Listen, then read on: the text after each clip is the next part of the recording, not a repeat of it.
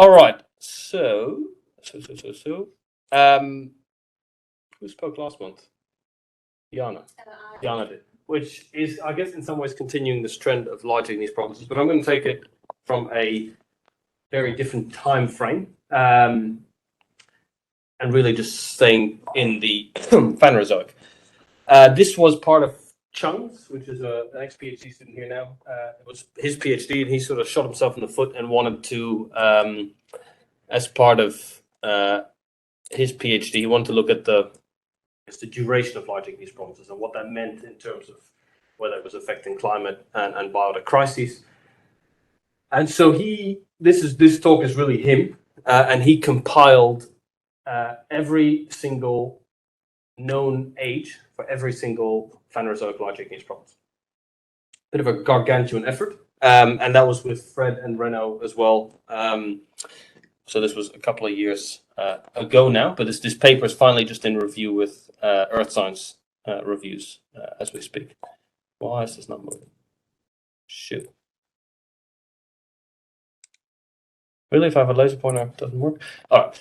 So what is a large igneous province? Well, I think most of you are aware of it, but there's a couple of formal definitions. So there's a couple of papers in the early 90s by Mike Coffin and Olaf Elmholm.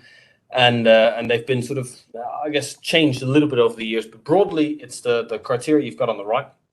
So you've got a predominantly mafic, magnesium and iron-rich, extrusive and intrusive rock package. Some would argue that you can also have silicic lips, but I think they're a bit of a red herring, if you like, because they're mainly arc-related. So things like the Andes, for example.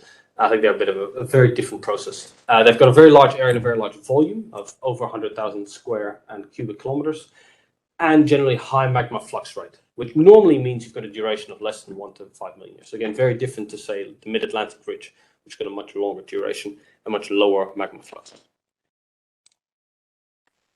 Where are they? This is the first map that was ever made, and so they've got a whole bunch of different ones here. So if you're looking here, for example, there's a whole, and this map was included, say, the high magma flux part, what we call the plume head in some cases, but not all plume related. But you've also got these little plume tails. For example, you got the Hawaii sitting here, the Hawaii Emperor Ben, but this is no longer considered part of a large igneous province. It's that first arrival where you get these large scale plateaus, so you get Siberian traps, you get the North Atlantic igneous province over here, you get Deccan traps in here. But those, the process that causes them, eventually you can get little plume tails, much like you get a lava lamp and you get a little plumelet hanging off the back. That magma flux rapidly drops, and so not part of a large igneous province. And certainly doesn't have any real impact on life or climate on Earth. That's not really the focus of this talk. This is a bit of an updated one. Again, color coded here by 2009 paper, maybe 2014. Here you've got separate into three things. So you've got your oceanic plateau, essentially stuck in the oceans now. You've got your continental flood basals, and you've got your silicic large igneous provinces, which again I don't think really are true large igneous provinces. They cover a fairly substantial portion of the Earth, and these are again just the Phanerozoic ones. If you take in the Precambrian ones too. You've got a very large extent. You can see they vary in size from the smallest in extent actually is Columbia River. Now it looks quite large on this map. That's because it's very young and very well preserved. To ones like Karoo, for example, we have there's mostly just dike swarms in this area and very little extrusive rocks left because they've just all been eroded. Here is a simplified map of some of the more, I guess, of some of the 18 key ones in here, excluding all these plume tails, excluding all the, we're not really sure about these. So there's the 18 main ones that have occurred during the Phanerozoic. We've got a couple in Australia. We've got Keglin, which is technically Australia, because there's a Heard Island there. We own the southern, honorary Australian here. We own the southern 2/3 of this. There's Kalkarinji in the Northern Territory in WA. There's Farrar, which occurs in Tasmania. Bryant worked on this one a bit. Looks a bit weird. I mean, you've got like Farrar, three looking places, but they're actually spatially quite close together. It's just a bad projection. And I guess the question is, why should we care? Well, there's a couple of different reasons. One, which we work on quite a bit, is ore deposits.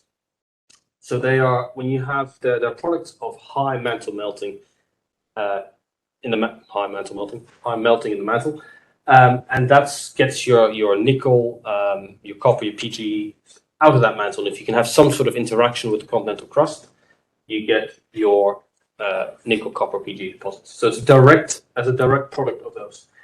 Indirectly, though, you can get things like orogenic gold VMS. If you just got a bit of extra heat, a bit of extra juice, you can start to form these things. You can also have it as some, say, erosional products at the edge of large-scale, large igneous provinces. You tend to find pipes. You can get them also related to the plume tails themselves. So you get things like carbonatites and kimberlites that can give you some unusual niobium, tantalum, rare earth element deposits and diamonds. That's right, I can't click on that. You know what? I'm going to get rid of this laser pointer. I don't like it. There we go. Where's the keyboard? Just don't need that long. That's all right. The other reason why we could care is life. That's buzzword, certainly. On the graph on the left here, you've got on the y-axis, you've got extinction rate. On the x-axis, you've got the Phanerozoic from 542 million years down to 0. And each of these gray bars, essentially where this extinction rate gets really high, is an extinction event of some sort. And on top of that, I've put what that mass extinction is caused by, or thought to be caused by. So a large igneous province, a little volcano, some sort of glaciation event, or potentially a meteorite impact that entraps. And you can see a lot of them are to do, most of them are to do with some sort of large igneous province. So you've got true extinctions, you've got, or true mass extinctions, the big five. You've got other more minor extinctions, and you've got anoxia events, which didn't really have a massive impact on life, but did still have a massive impact on ocean chemistry. There's a nice image there of the largest of those, the Permian Triassic extinction, also known as the Great Dying. Poor little, I don't know what that shark is supposed to be. I think it's supposed to be Megalodon, which I don't think has anything to do with Permian Triassic extinction, but hey, there you go. Artist, huh? Yeah, you're probably right. Just looks like a shark to me. The other thing is that we can learn a lot about large igneous provinces from is Earth's interior, particularly the ones that are generated by deep-seated mantle plumes, give us a direct chemical window not only into Earth's interior at the present day, but also certainly at Earth's interior in the past. And one thing that some bright sparks realized well before this was that when you reconstruct the eruptions of the large igneous provinces back at times to where they are present day, is that they seem to coincide with two fields, if you like, in the lower mantle called LLSVPs, large low velocity shear wave provinces. They're areas that Lee would call super plumes.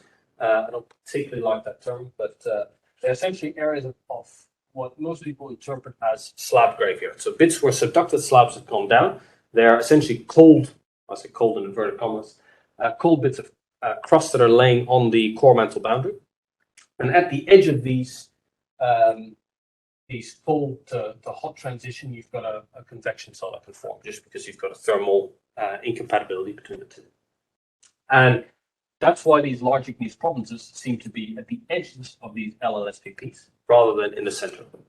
Notice the one in the Pacific has a little donut, and there's even one that's called the Perm anomaly, which is something that seems to have been transient and is largely gone at the present day. It's still there.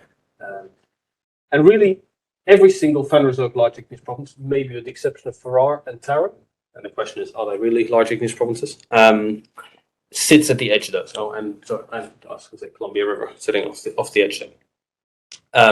So we get a window into Earth's interior through time. Now we're going to play a little bit of a game. Because one other reason we care about large igneous provinces is tourism, right? It's a big draw. Many of these locations are fairly specky, particularly when they've been, cut by large gorges. Does anyone know what these are? I'll give you a clue. They're in age order from youngest to oldest. Anyone know what the first one is?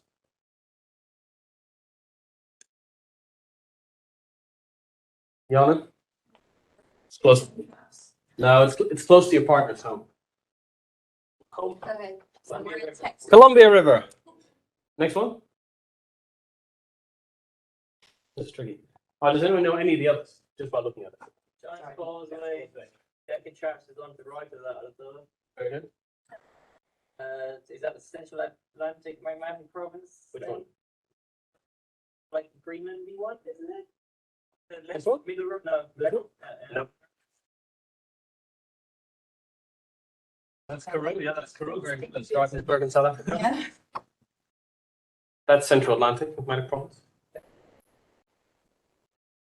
Actually, very simple. The second one is the Ethiopian traps, the Ethiopian Yemen traps. Which I said they look very similar to those two, but they're quite far apart. Then you got Giant's Causeway, which is part of North Atlantic igneous province. Deccan traps. This bad boy here is in Svalbard. That's part of the high Arctic. Oh, sorry, Franz Josef Land. That's not tropical. The Brazilian man didn't get it, but it's. Doesn't look like that. It's been photoshopped. That's Farrar. Go there, Big fat sill in Antarctica. There we go. We got Karoo there. That's Camp in Morocco. Anyone know what this is?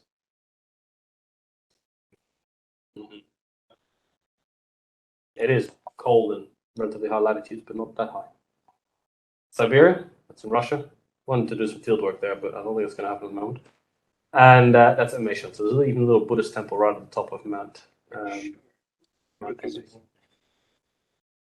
there. Small window.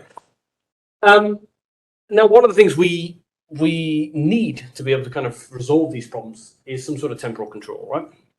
And if you look at what Sean compiled for us, in terms of the number of papers, the number of analyses that have been conducted since 1975, and you can quite quickly see after about sort of 1995, 2000, there was a fairly steady output of papers and fairly steady output of analyses that were produced.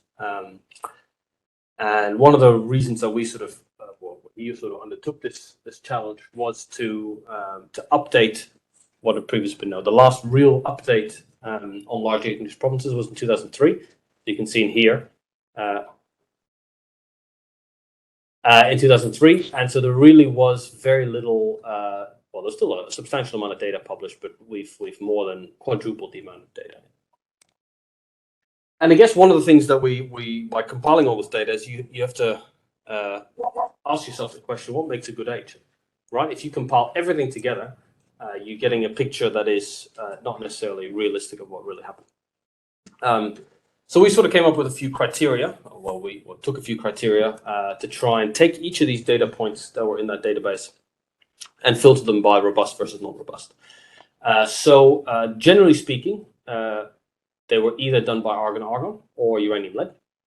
You've also got potassium, argon, and rubidium, strontium in the literature, but they, particularly the sort of legacy data, has significant problems into recognizing alteration.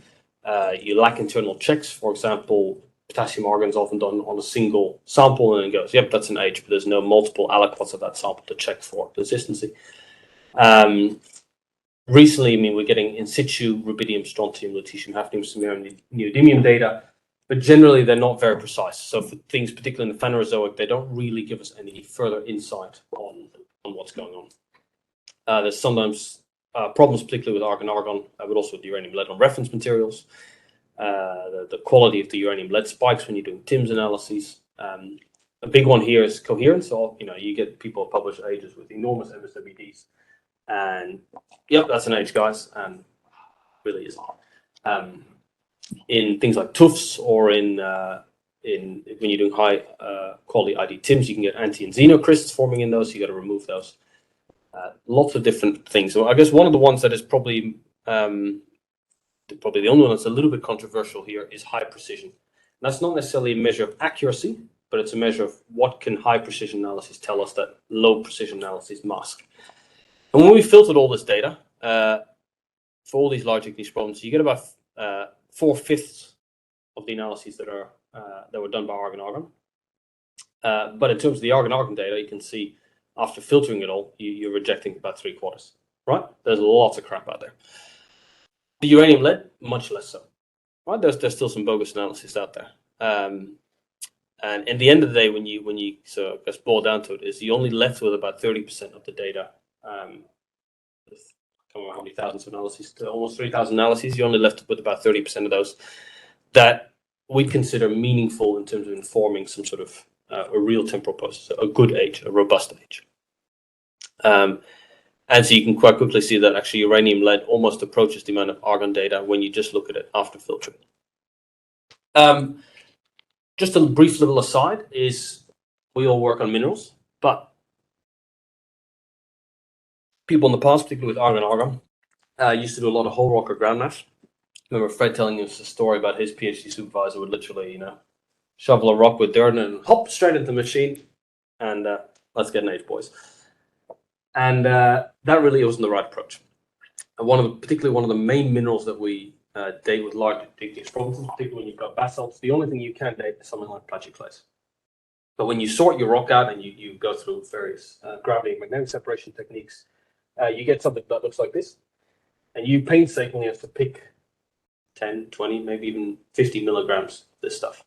Right? This is about, this sort of grain size is about 200 microns. So it's relatively large, and certainly the stuff that we do with zircon and other such minerals, but it still takes a long time. It's thousands of these grains.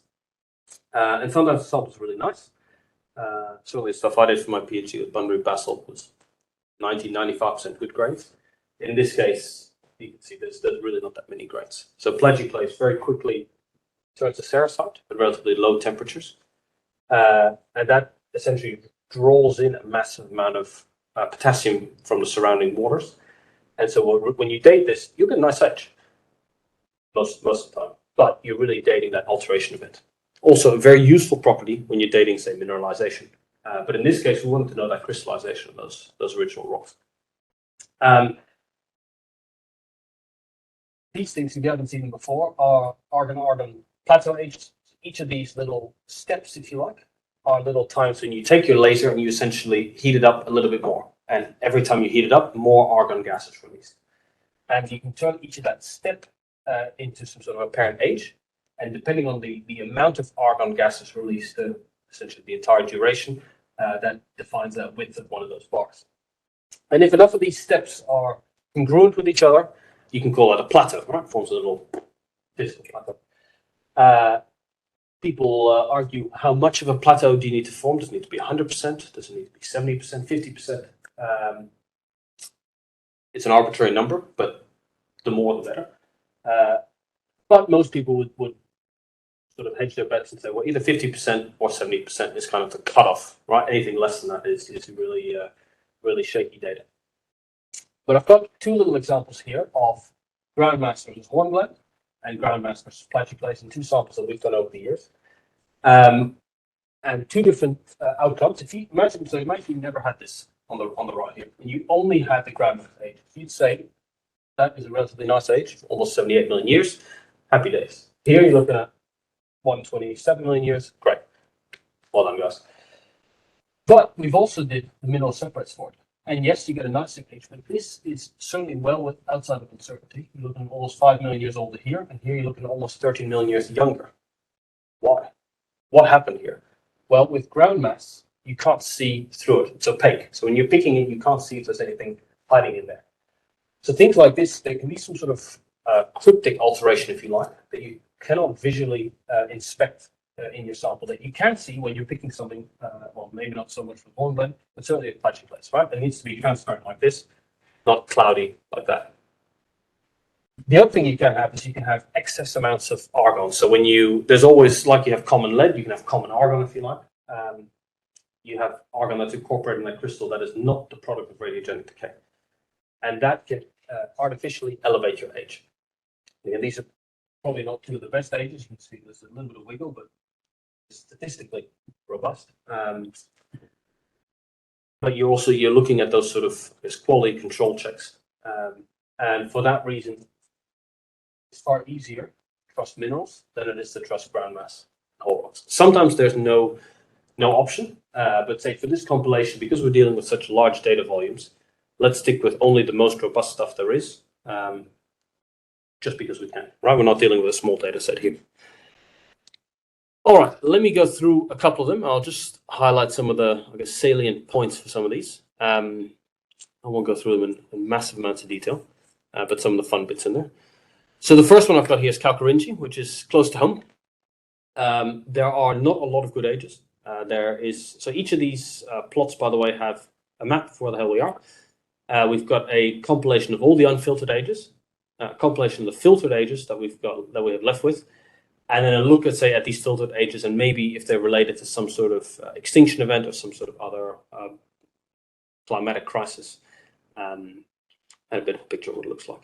So you can see there's been quite a bit of data produced over the years, not a hell of a lot of ages, but you're left with four ages that meet those reliability criteria. And I've seen thin sections of these from Bryant, and they are knackered, these samples. They are very difficult to work on. So there's some, I think some argon there in these two situations. Some of these are IDTIMs on some badliite or some zircon. But it seems to be associated with still more work to be done, if it can be done, with the very first extinction event that occurred in the Phanerozoic, the first extinction event of complex life. I'll call it the early middle Cambrian extinction. It does have another name, but I forget the actual stage names. They're, I think, named after places in China, and I'm not very good at pronouncing those. But much work to be done on the first Phanerozoic large igneous provinces.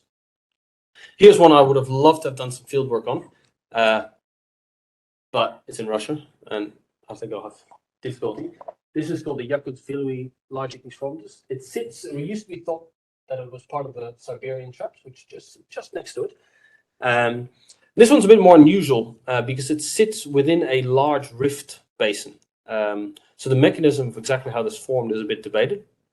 Again, there's not a hell of a lot of good ages. There's mainly dike swarms that are coming off these things. So there's a couple of argon, a couple of ID-TIMS ages here. And while there's sort of, there is been proposed that it's related to one of these big five extinctions, the Frasnian Fromennian mass extinction. Again, lots of work still to be done because, as you can see with those filtered ages, you're really sort of skirting around them. Is it truly related? Not sure. More work to be done. Tarim is another one. Tarim's got a bit of an issue here. You're looking and you're seeing that there's lots of good ages left. Well, lots. There's a reasonable amount of good ages left, and it's the first that we've looked at now that's got quite a long duration. You're looking at something like 30 window there. One of the big problems with, and one of the things you might think of with Tarim is it doesn't seem to be associated with any sort of extinction event. There's nothing at that sort of time that it seems to cause. And you might think, well, because it's got a long duration, maybe the magma flux wasn't that high, climate and life could adapt to that sort of steady increase in magmatism. But there's actually a lot we don't know. If you look at this entire sample, every single one of these ages is from zircon, uranium, lead, which is fine. But 80% of the rocks, 90% of the rocks there are basalts. So what's been done here is essentially only the felsic rocks have been dated. So there's a huge volume of material that we really don't know the age. Did that basaltic magmatism, was that singly pulsed? And did the felsic stuff just sort of fart around for a while afterwards? We don't really know. Chung has put in a proposal to look at Tarim lip in far more detail. And if that gets funded, hopefully we'll know a bit more in years to come. And Mashon, also in China and also in Vietnam,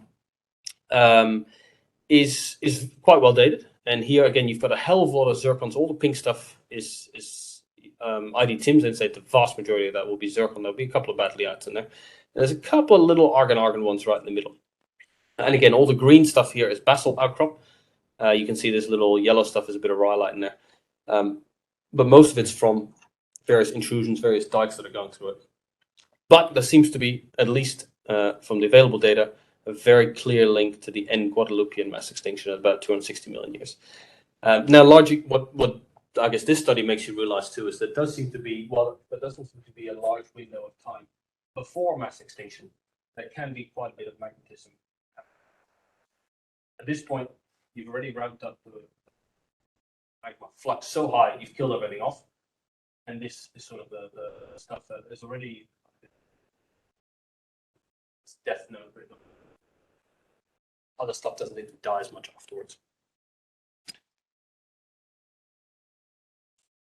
And then the biggie, the Siberian traps. This has got a good amount. This is probably one of the best dated ones. For obvious reasons, it's almost certainly caused the Permian Triassic mass extinction. And it's got, if you look at all the good data, it's an enormously tight peak around 252. And again, you can see where that extinction occurred and where that magma started. Got a few, say, precise analyses before that, but really precise analyses.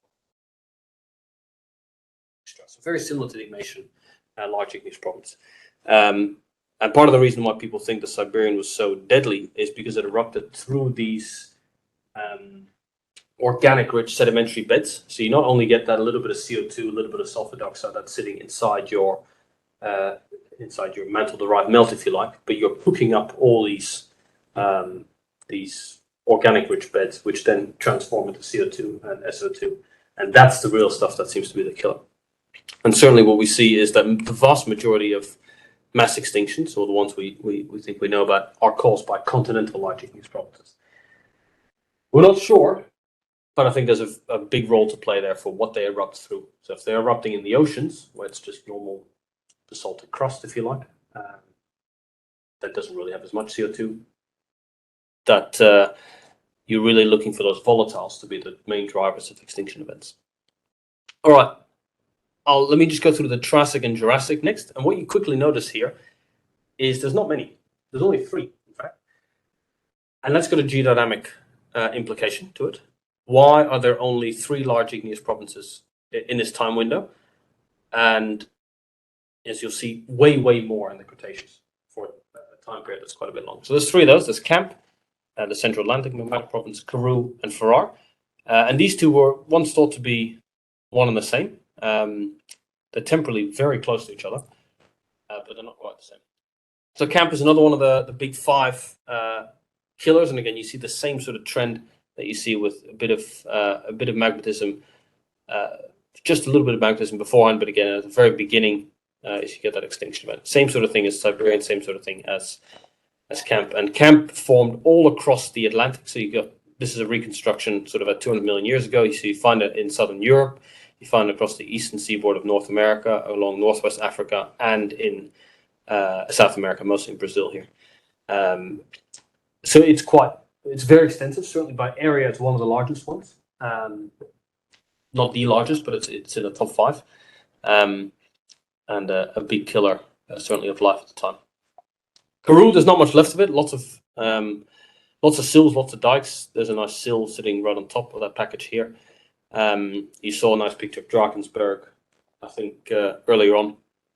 And not as well dated potentially as it could be, but there's probably enough information there. And there's two climatic and biotic events happening at this time. You've got this ocean anoxia event called Toarcian OE. So if you know anything about Phanerozoic stratigraphy, that's just a stage.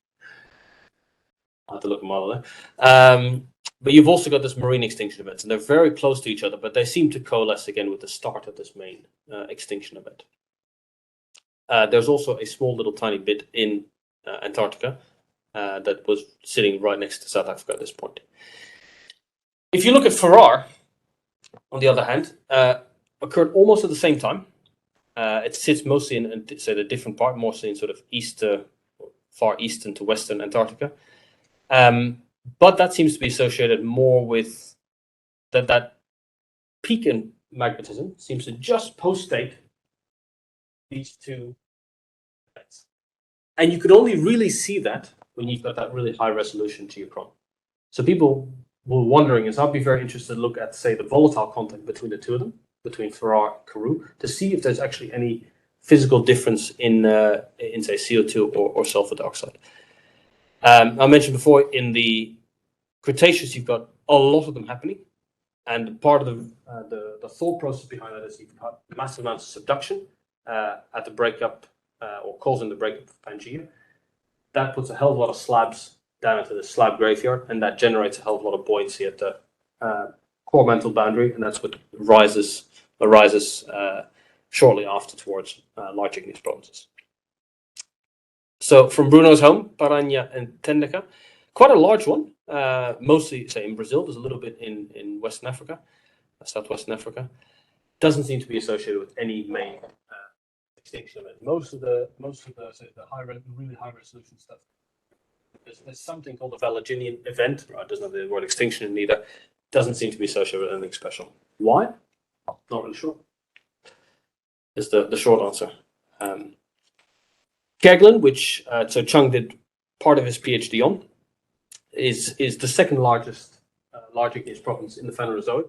And that's found in the Southern Ocean. You can see it there's Australia. You've got Broken Ridge, which is this chunk up here, and you've got the southern 2/3 of this massive plateau, called the Kerguelen Plateau. They used to be together before the Southeast Indian Ridge split them apart. Again, not really associated with an extinction. Maybe you've got two anoxia events here, but even after extensive amounts of work, and I think Chung picked over 100 samples, most failed horrendously. But the few that did work showed that Kerguelen had this enormous long-lived time, potentially in a couple of pulses, but again, more data really needed. And here, the picture on the top right here is a picture I took many years ago of the potentially Australian part of it, the Bunbury basalt. But again, it's a little bit earlier, but not really good photos from here. There's a little bit from the northern Kerguelen plateau. Here's the biggest in the world. This is the Ontong Java Nui large igneous province. And like Kerguelen, it's also been broken apart into 3 different pieces.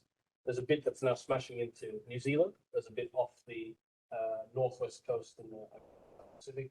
And there's a bit called the Ontong Java Plateau. This is the only one that's actually got a few islands where you can find this stuff abducted and outcropping now.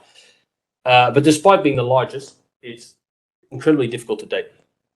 There are little sea mounts that are sticking up above on these little things, but they're little more recent things that have kind of punched through. But the main guts of it, again, it's very difficult to date. You've got this, there's 2 anoxia events that occurred over its duration, over its sort of 35 million year window. And it starts to make you think, particularly when you see Kerguelen, when you go, oh, how long, why are these so long lived and why are some of these other ones so short lived? And I think part of it for both Ontong Java and for Kerguelen, the answer to the story is you have a plate that doesn't move very much. You've got a stationary mantle plume, and you've got constantly high heat and high magma flux in a single location. And that pulling apart of the plates at a stable mid-ocean ridge is causing this enormous amount of magma flux, but you're not really putting a hell of a lot of CO2 or anything else in there. What Chung did on a recent paper showed, particularly with Kerguelen, that there was really very, very little carbon dioxide associated with it. So no extinction event. And I suspect, even though I don't know for sure, is that Ontong Java is pretty much the same.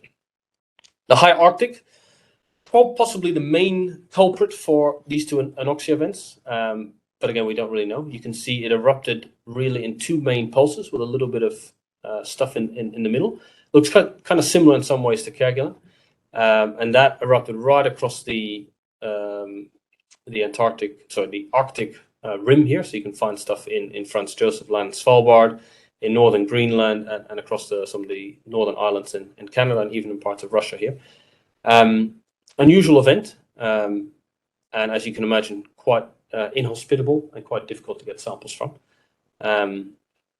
But certainly a lot of these Cretaceous ones and a lot of these either difficult to access locations or oceanic ones need a lot more work done on them. Madagascar, one that hasn't been had that much attention. There's little green and yellow bits across the side of them. There's a little tiny bit in India. Again, maybe associated with anoxia event 2, maybe not. Who knows? Very few good ages. Caribbean, this is again one of the very large ones, but it's all been split up and chopped up and broken apart due to later arc magnetism in the area. But again, very little good ages. Lots of stuff when you look at the unfiltered data, and if you look at, say, the unfiltered ages at about 94 million years, you'd say, oh, there's a pretty big peak there, right? And lo and behold, that's when the anoxia event happens. But when you start to look at the filtered data, you're left with far less, and you'd say the peak, even though you've only got a couple of analyses, is a little bit later. So it's a bit confusing, a bit unknown what's really causing that.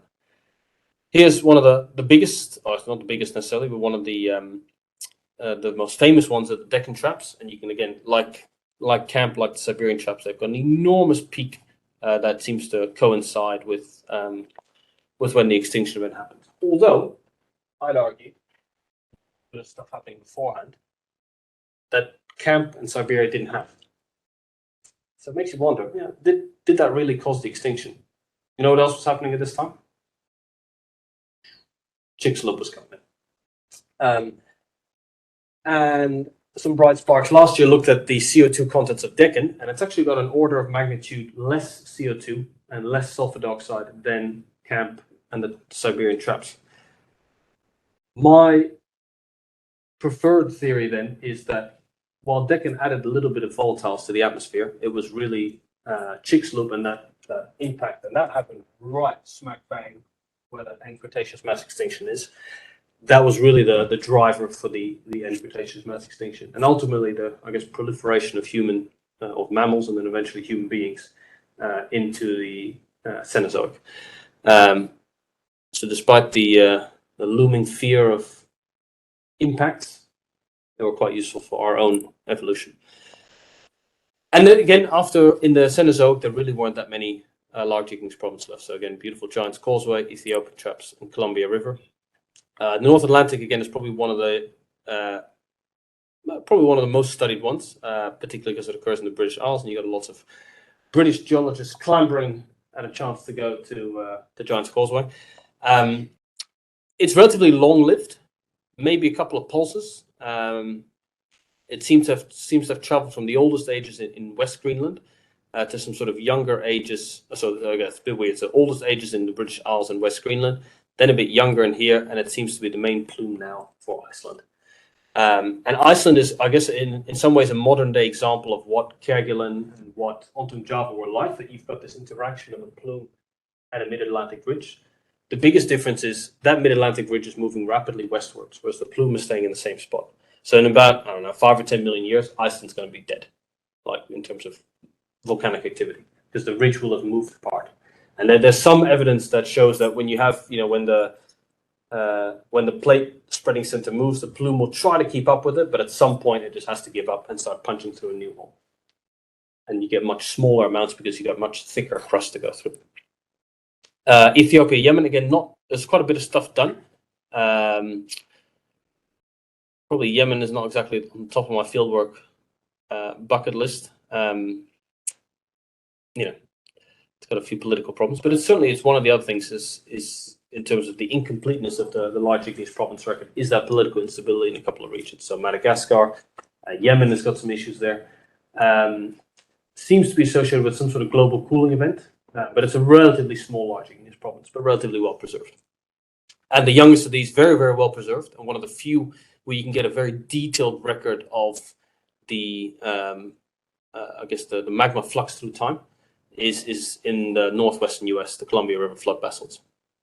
And these things are very, very well constrained. It's probably the one, being the youngest, it is by far the most well constrained. Not associated with any event, quite a slow burner, but a beautiful stratigraphically constrainable sequence of large igneous provinces. Just got a couple of slides left. So what I mentioned before is that you have most large igneous provinces comprise basalts with a few felsic things, a few intrusions here and there. And so the only way for most of them to date them is through plagioclase with argon-argon. But if you look at the total number of analyses versus the ages that have been carried out from the basalts, you can see, particularly the ones in China, Pliti, Tarim, and Ameshan, have an enormously high proportion or disparate proportion of non-basaltic age measurements. It's those easy to date rocks, right? We all know you get some nice zircon grains out of a rock. It's a hell of a lot easier than having to pick 1,000 plus plagioclase grains from a rock that could be quite altered, particularly when you get into the oceanic domain. So I think there's some biases towards those easy to date rocks, which we can solve in the future going forward, but that takes time and that takes effort. These are some violin plots that have taken these environmental perturbations over time. I just put them onto a zero line and looked at the age of that large igneous province and looked at if it comes afterwards, it'll be trending this way. If the large igneous fronts came before, it'll be trending that way. And one of the things you quite quickly notice is many of these, as we kind of saw from the previous slide, but this kind of sums it up, is that a load of these large igneous fronts coincide temporally and probably causally with mass extinctions with anoxia events. One of the ones I want to point out is this Toarcian OAE, one number 4. Karoo seems to be right smack in the middle there. Farrar seems to predate it ever so slightly, or post-date, I should say. Yeah, post-dates the extinction event ever so slightly. So did it contribute? Not sure. There's a whole bunch of ones in the. Have I got another slide? Yes. There's a whole bunch of ones related in the Cretaceous that we really don't know what caused these two events. Right? There's a bunch of contenders. The main one people think is the Caribbean, but that's probably what I'd argue is probably the least likely, just based on these violent pulses. But keep in mind that many of these are based on relatively sparse data. So again, hard to know exactly what's going on. Here's my little Iceland model of a plume, but I don't think we need to go to that. So if you look at them again, looking at magma flux versus extinction rate, I mentioned before that Deccan has got very little magma flux, but it also had the Chicxulub impact at the same time as the extinction event. But a lot of the big killers, Emeshan, Siberia, Cam, probably not so much.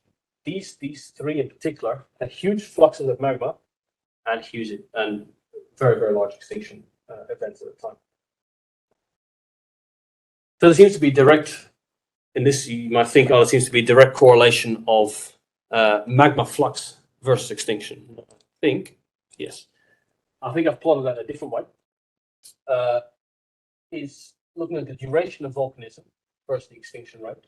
It suggests that if you've got a long-lived large igneous provinces, you don't seem to cause that extinction because life has time to adapt. Bit sketchy, maybe that grey line. Very broadly, more mass extinctions higher towards the right. No environmental perturbations more at the bottom right here.